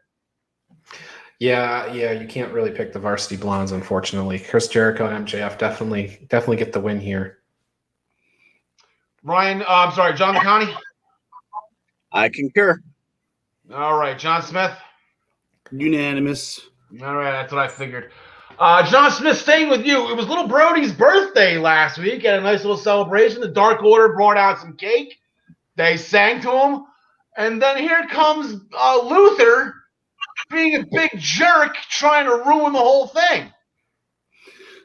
Yeah, he almost was successful, but then he ended up getting face planted into the cake, which was pretty funny. The match itself was, it was like an adult ball pit. They were just flying all over the place, landing on each other. Fun match. Paige gets involved with like a triple finisher where I forget who got pinned, but Paige got the pin on him, and then the celebration afterwards kind of got botched after Silver went down on one knee, asked him if he would be part of the Dark Order. Just as Paige says, "I can't," the streamers and confetti come down, balloons. It says he said yes on the Titantron. Music starts going. What a letdown for the Dark Order. And then at the end, the -1 goes and chastises them a little bit, saying his birthday was last week, you idiots. And it was just set up for just such I just knew John Silver. I'm just the whole entire time like his heart is going to be shattered after this. I saw it coming. I just felt bad, but he played it all. He is a treasure. Last week on Cribs, we have Kenny Omega's house, which has a freaking elevator in it. Like, how big is this house that it needs an elevator? Like, that's insane to me. I'm sorry. I've never seen a house with an elevator in it. That's crazy. But Kenny wasn't there, so Don Callis met with the Young Bucks himself. Kenny and Callis, they want to cut the cord from the Bucks to sum all that up, and then the Bucks ended up giving Don Callis a black eye. Ryan, Jon Moxley was in action. Yeah, he was. Jon Moxley had a match against Nick Comoroto, who, if people have been watching Dark, Nick Comoroto was 0-4 headed into the match, so there was no chance he was going to beat Jon Moxley. But he got a lot of buzz after the Dynamite match. I think a lot of people were exposed to Comoroto for the first time. And people are like anxious for AEW to sign him now. It was a quick match, 3 minutes 58 seconds, but the guy comes out with this crazy hair and really good physique, and JR puts him over like he's Bruiser Brody and gives him all the accolades and stuff. And Moxley knocked him out with the rear naked choke, so it was a pretty definitive win for Moxley. But there you go, Camarado was in action. In action. The Bullet Club, they jumped Penta backstage, so now there's a 6-man tag team match set for Beach Break in 2 weeks. It is going to be, Pac, Phoenix, and who, Ryan Joy? Archer? Not Archer. Moxley, duh. Yeah. So that will be booked for Beach Break next Wednesday, February 3rd. Sting wanted some time in the ring. He wanted to congratulate his son, Darby Allin, for a big TNT championship win. But it was, Taz interrupted, said he wanted to take this feud to the streets. And Sting and Darby, I guess they're going to address that tomorrow night as well. We're going to assume that they are going to accept. So we're putting Sting, who couldn't take a buckle bomb from Seth Rollins, we're going to put Sting in a street fight in AEW. I hope you guys are happy. I hope TK is paid up on the insurance. Exactly. Ryan, Cody Rhodes and Peter Avalon, a match that kind of could have ended early. He hit the crossroads right away, but then 25 minutes later, we had a 5-star match here. 9 minutes, 14 seconds. Cody defeated Peter Avalon with the figure 4 leg lock, got a submission victory. Now, coming into this match, both these guys were 1-0. We talked about it on this show that somebody was going to lose the O. And it wasn't universally chosen. Not everybody picked Cody because John Smith doesn't like him. Anyway, I think I picked Peter Avalon, but could have ended really fast. But Jade Cargill came out, kind of played a distraction, and Avalon got a low blow. And then 20 minutes later, as you said, Cody finally put Avalon in the figure 4. And went to go smack Avalon, and that was enough for a tap out because you cannot touch the face of Peter Avalon, even if you are this face. Spray NWO on that thing. maybe next week. Cody will be, I guess, responding to Shaquille O'Neal. It's taken a while for Cody to get this response here. I don't know what the big deal is and what he's actually responding to. But I know Shaq called him out. Jade Cargill is consistently calling out Cody. But Cody will finally respond after all this time. So, I'm not typically negative on AEW, but I don't care what he has to say in this regard. Wait, who's this? I don't care about this angle. Oh, no. Penelope Ford, I spy another Jersey girl. Said Jersey's all over the place. Another good showing by Layla Hirsch. Came up a little bit short. Penelope Ford got the win after the pump kick, and then Kip Sabian held down Layla Hirsch's leg.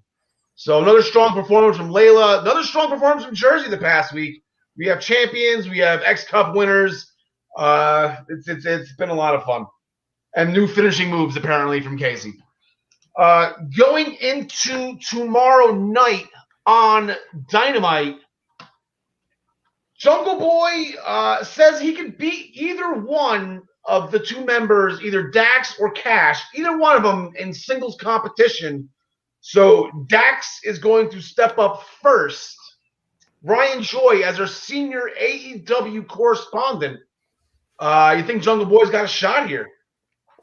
I don't think so, because I think FTR takes this, and then we get Jurassic Express versus FTR at one of the next big shows, whether that's Beach Break or Revolution. So I think this is just a stopping point, and FTR needs to win to continue the story. All right, John Smith.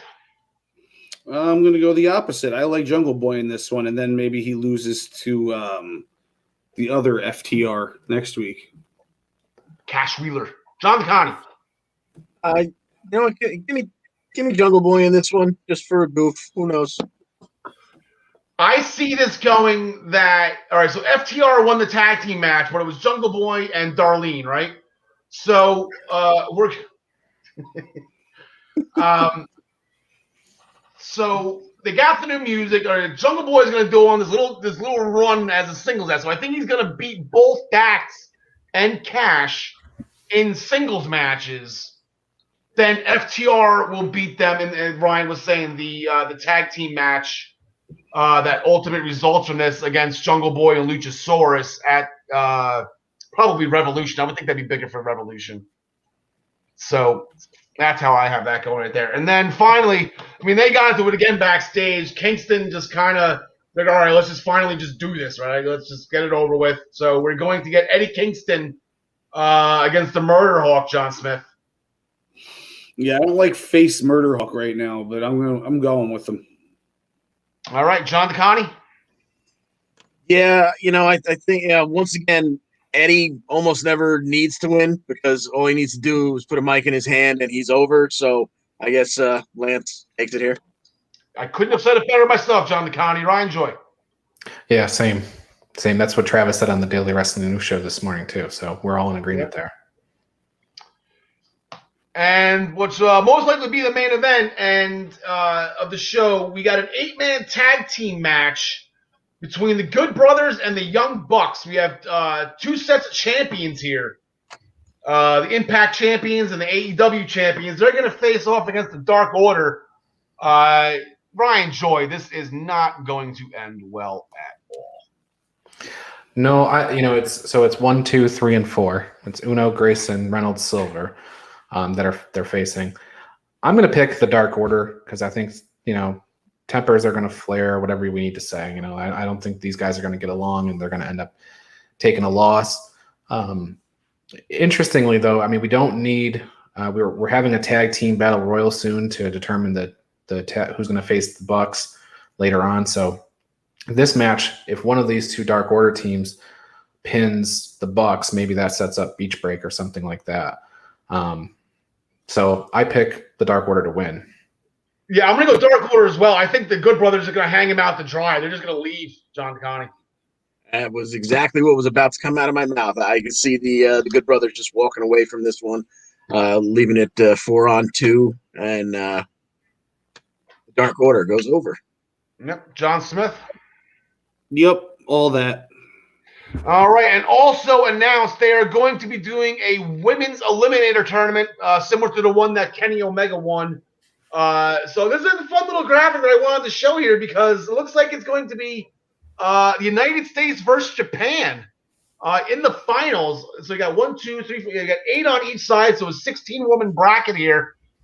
This could get pretty crazy. I guess maybe they're finally getting the rest of their women's roster that was caught over in Japan back over stateside. And then I'm assuming the winner is just going to hop in a limousine with Don Callis, and we'll see the winner of this championship tournament after they beat Hikaru Shida at Impact. Makes total sense. That's sometimes before the brackets even come out, I'm calling Britt Baker. I'm sorry, John Smith. What were you saying? Before we even see the brackets, I'm picking Britt Baker to win this whole thing. There we go. I like that hot take right there. I think Riho wins the other side of the bracket. Yeah, that makes sense.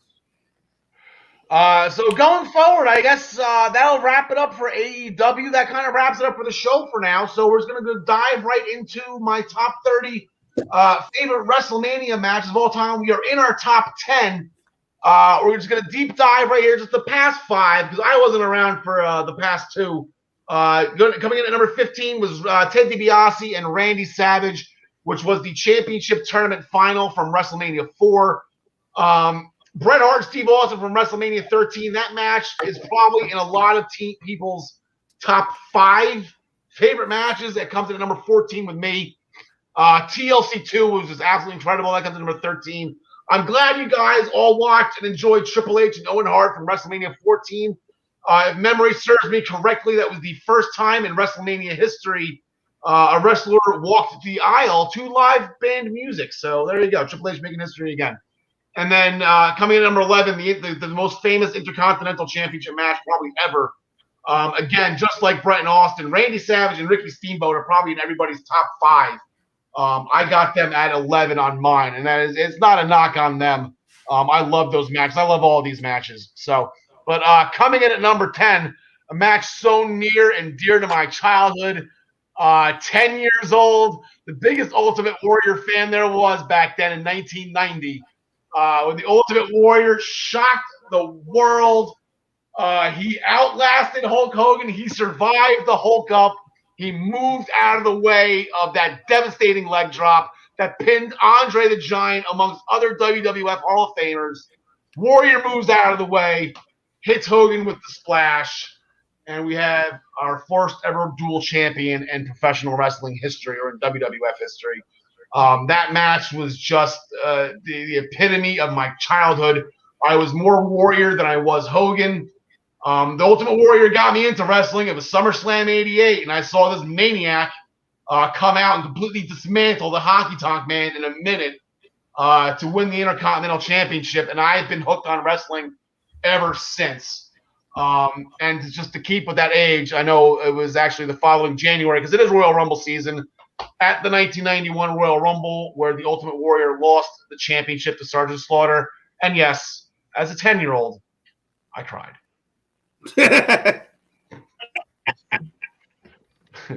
Maggot. So Ryan, we're at a minute 45 here. If we can bang out trivia real quick. I'm short on weeks here, so I'm going to get a little bit of some bonus questions to try to catch up.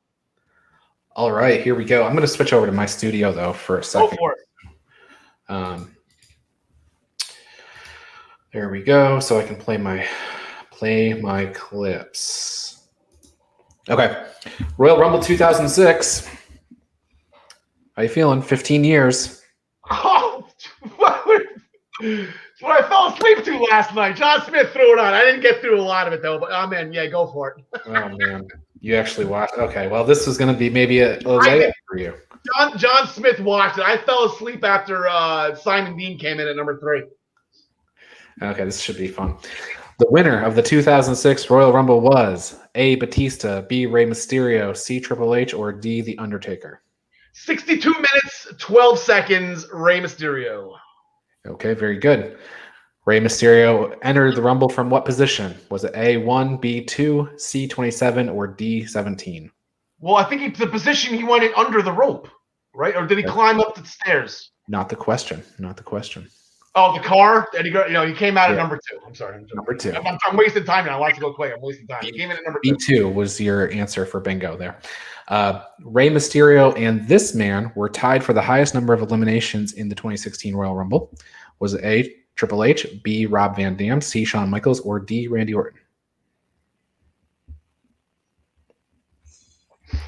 Most eliminations. I'm sorry. Read the beginning. How many? I was thinking about B2 because that's my favorite vitamin. What was that? Rey Mysterio and this man were tied for the highest number of eliminations in the 2016 Royal Rumble. Your choices are Triple H, Rob Van Dam, Shawn Michaels, or Randy Orton. I know Hunter was number 1, and I know Randy was number 30, but I feel like the answer is Randy Orton. It's Triple H. Wow. They both had 6. They both had 6. Yeah, 7's the magic number. That's the number you get into like the top 15 all time, and like 7. There's a lot of people that have 7. Very few have more than that. So 6, I wouldn't have known that. Okay, go for it. Now, Rey won the Rumble by last eliminating this man. Was it A, Triple H, B, Rob Van Dam, C, Shawn Michaels, or D, Randy Orton? Yeah, Randy Orton finished last. Second. And in the main event, Kurt Angle defeated this man to retain the World Heavyweight Championship. Was it A, John Cena, B, Mark Henry, C, Edge, or D, JBL? He defeated Mark Henry. He defeated Mark Henry. Very good. You get... But no perfect. I'm catching John the Connie, though. That's not... It might not be enough. Yeah. No, it's not going to be enough for the streak he's on. I'm going to tune in. You're on tomorrow, right, John the Connie? Yeah, so don't get too sad. In a little more than 12 hours, you could be right ahead of me. Now, John DeConnie, these questions were going to be your questions tomorrow. So how would you have done? I would have gotten the Mark Henry one because for some reason I just read that recently. I think I might have gotten 3, but Okay. definitely would not have gone perfect. Okay. And I clearly would have gotten all of them. And what are the odds that I chose that Royal Rumble last night? I know, that was weird. All right, so on to the giveaway. If you'd like to win this Jim the Anvil Neidhart autographed picture, courtesy of Sideline Sports and Memorabilia, all you have to do is go to this video on YouTube. The link to YouTube, if you were watching on Facebook, should be somewhere in the post. Hit the subscribe button, RKO that notification bell, and comment on this video with the hashtag EWPAnvil. We will be announcing the winner at 200 subscribers, so make sure you stay tuned for when we are announcing the winner. The Primetime Rundown, powered by StreamYard with Joey Jarzenka, Ian Schreier, and Rob DeLuca, is now airing at 6 p.m. on Friday nights, every Friday night, as they take you through the world of sports right here on all of these Eastern Observer platforms. For more information on the Primetime Rundown, please go to theeasternobserver.com. Tune in to the Daily Wrestling News Show Monday through Thursday at 10 a.m. and get your morning cup of joy with Ryan and his band of merry co-hosts who are all sitting right here along with his cousin Travis. This show also, just like the Essential Wrestling Podcast and the Primetime Rundown, are on all of the Eastern Observer family of networks. The Body Slam Brigade newsletter comes out every Friday at noon, and Ryan had a big announcement this week. He's in the merch business, Ryan? Yeah, Body Slam clothes started as of this week or last week, and we launched it last Friday with our first shirt, the Clothesline. You can get yours for $20 on. You can go to the shop on minutesbelltime.com. I think you can go bodyslamclothes.com and it'll get redirected there. And that's just the first shirt. I was talking to John DeConnie before the show. We got a lot more coming, so stay tuned. Sounds good. Make sure you get your copy of the Black Cats NYC new album, Free Cake, on any and all of these music media platforms. Again, Black Cats NYC with their new album, Free Cake, on YouTube, Pandora, Apple Music, all of these platforms. As we mentioned a couple times already in this episode, our Royal Rumble special is this Saturday. We're going 6 strong, as we always do with our special. It's going to be the 4 of us, along with Gary Mehaffy, and our Sheriff Tyler Adelle will be in attendance, where we give you our picks, our predictions, and our surprise entrance. All of the stats and numbers that your heart desires. Is going to be an absolutely fun show.